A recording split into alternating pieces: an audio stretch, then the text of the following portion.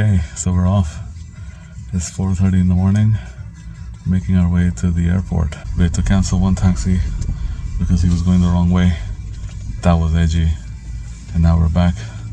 In this video, we'll take you with us for a little trip to Mumbai, India, a city very close and dear to my heart. But how did we get here? Let's rewind and start from the beginning. We left on a very early morning flight and we decided to fly via Paris because I managed to get some really good redemptions on points. And this meant that we could fly in business class from Barcelona to Paris and from Paris all the way to Mumbai. I don't fly Air France that much, but on this particular occasion, because of the points and the really good deal that we got, we managed to get some nice flatbed seats on a new A350 Air France flight, and I was pleasantly surprised. It was a really excellent flight. We really had a fantastic time. We started off with some bubbly and some snacks, followed by a meal, some wine, and the food was really, really good. Like I said, I don't really fly the Sky Team or Air France or KLM that much, but I was extremely surprised at how tasty the food was, how delicious the preparations were, and just the simple things of like the way the food was laid out. Even for business class was quite good. The beds were comfortable, the entertainment was great, the wine was free flowing. Overall, it was a very memorable flight. And I would definitely recommend people to fly Air France on that sector and really enjoy business class if they can get the opportunity to redeem some points. You also had this amazing mood lighting and a divider that could go up and down to give you privacy. After our main meal was served, we also had a smaller meal served before landing, which was a little tart and a savory pastry of some kind, along with some juice and drinks. On landing on Bombay or Mumbai, we took a taxi to our hotel. We landed pretty late at night, around 1 a.m. And as you can see, the taxis in India have a very local way of tying up your luggage. We were staying in the old part of Mumbai called Fort, and we chose this area because we wanted to have a very local, a very traditional, for me, it's just typically from the old movies that I grew up on kind of experience. And Fort is in south of Mumbai. Traditionally, got really good old architecture. On one of the days, we decided to get a coffee. We went down to a small cafe called Malido Coffee, and we enjoyed some coffee over there. And Mumbai is also known for its Iranian bakery, and this Yazdani bakery, very close to our hotel. It was used to be iconic for its bread muska, but in recent years is only takeaway. You can still go get some nice food and some nice drink. One of the days we decided to go get some Kerala food because in this trip we were not going to Kerala, and so we decided to visit a very typical restaurant. Okay, so we're at the station of Kerala, which is like a little Kerala specialty place next to our hotel, and it all looks really good. Like this whole menu, I would like to eat everything from it. It's like a lot of restaurants in Bombay will also have like their go-to food, which would be either Kerala or South Indian or something, and then they will have like this selection of Punjabi and Chinese dishes as well, which this place has as well. But their seafood, their biryani, and their thali looks really good. So we're gonna get some. I'm gonna try with our famous papa. A typical Kerala thali or a meal is usually served on a banana leaf. It has various types of condiments, pickles, rice, lentils, vegetables, poppers, and is normally served with yogurt and some drink. The food does look quite a lot, but you're literally supposed to take a little of each of them, mix them together with either your hands, with the rice, or with the paratha, and just get all the flavors in one bite.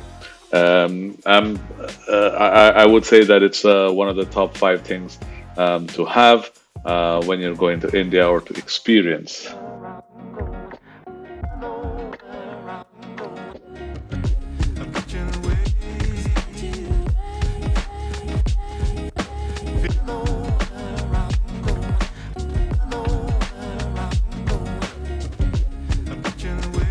No visit to Mumbai is complete without getting some ice cream, and Natural's ice cream, which is the original Mumbai ice cream, as I would say it, is definitely a place to go. Try their tender coconut, their mango, their roasted almond, and their custard apple flavors, which are must eat.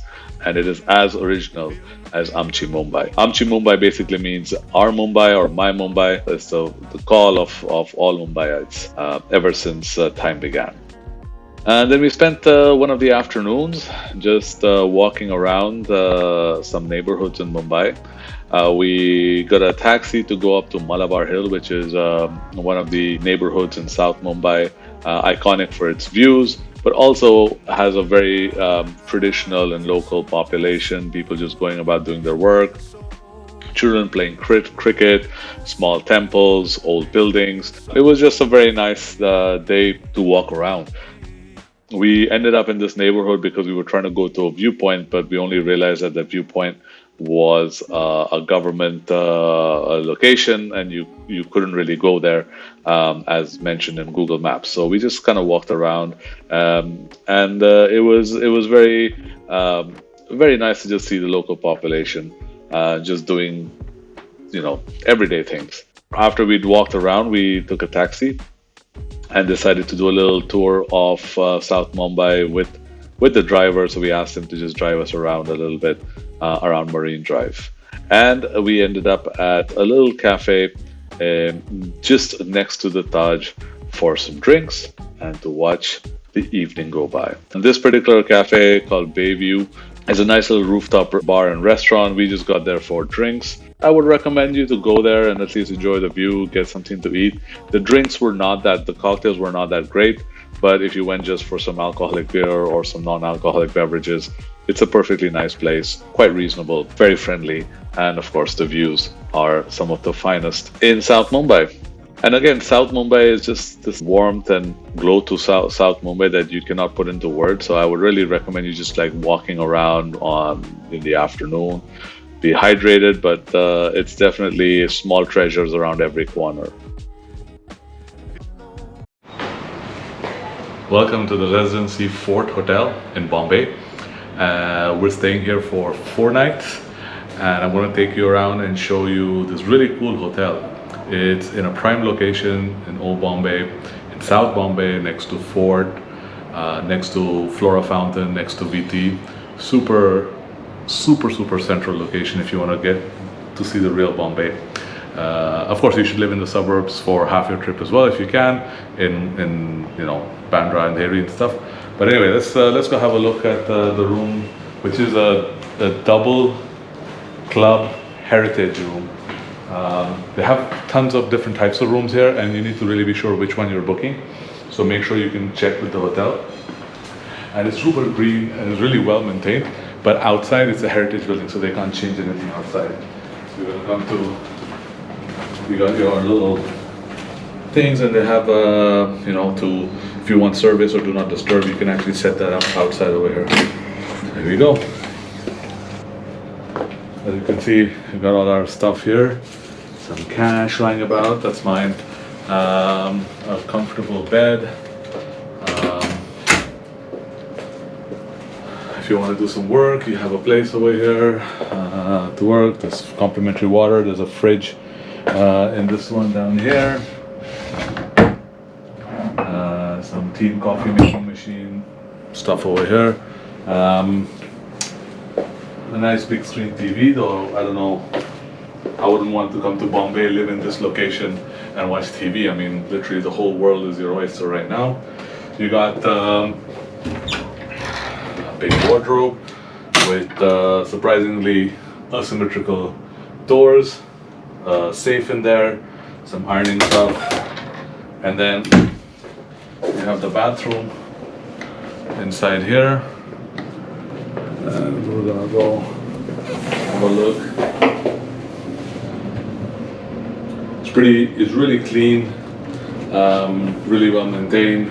I think the rooms are like they're probably quite old, but they're really well kept for the hotel. And this wing is also a newer wing, and it's really nice. Yeah, I'm keen to see how the sleep is. But for a hotel in this location, If you can get a really good deal online, or you can even call them and try and get a good deal, because breakfast is included. We're going to try the breakfast tomorrow, and also include that, so you know how the breakfast is. One of the highlights of our stay at the Residency Fort Hotel was the fact that they had a really good breakfast and the staff were really friendly. You never know whether the staff is friendly because you're a foreigner. In my case, we were half foreigner, so pretty sure it was genuine. But the breakfast was a pretty good spread. You had nice teas and coffees, you had South Indian omelets, you had South Indian dosas, you had different types of chais, and I think there were at least 80% foreigners in that hotel. So it was very, very equipped for tourists.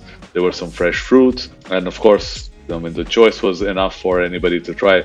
But the good thing about South Mumbai is that even if you don't like something at the hotel, or you feel like the breakfast is, you want a bit of a change, you can literally just walk out and there are 10, 12 different cafes, from local to expat friendly or tourist friendly, within like a 10-minute walking distance.